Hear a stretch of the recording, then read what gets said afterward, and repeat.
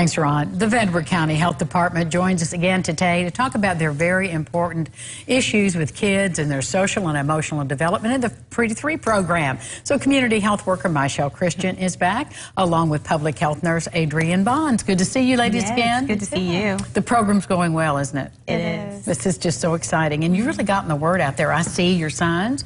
I see the bus shelter benches. I see the text, the family. So that's great. You're really getting the word out there. We are. We're growing really fast. That's good. Yes. Well, let's talk about this the curriculum that we're dealing with today.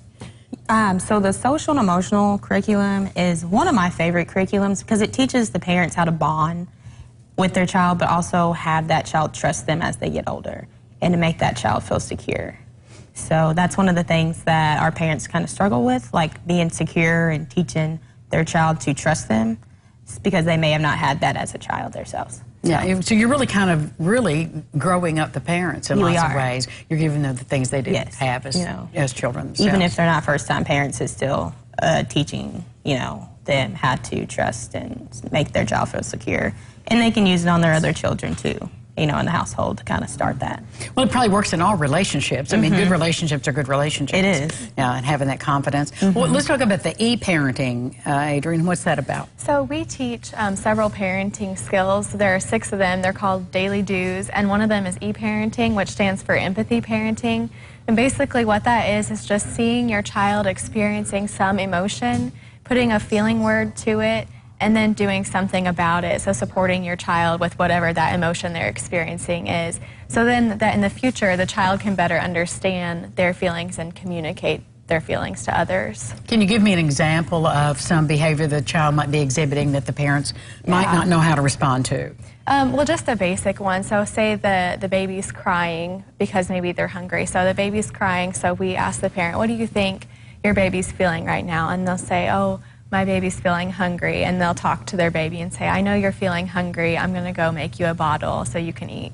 And it's really basic. A lot of people do it without even thinking about it, but putting a name to it kind of helps practice every day.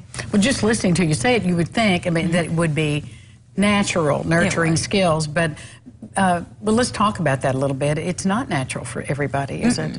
No. Even if you're not a first-time parent, sometimes it's not natural to them because, they've done this for their other kids, like, oh, no, I know they're hungry, and that's it, and they just go. But then, like Adrienne said, you would want your child to express themselves in a way that can be a positive way once they get older in school so they're not frustrated. So these feeling words will help them later on in life and help the parent.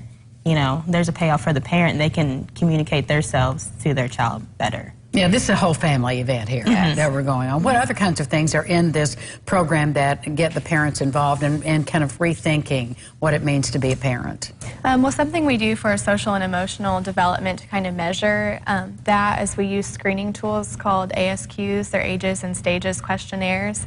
We do them for physical development and for social and emotional development as well. And it's just a checklist of things that the parent can check. Is my child doing this? Sometimes, not quite yet, or all the time. So they can kind of see where their child is at for that stage of the baby's life.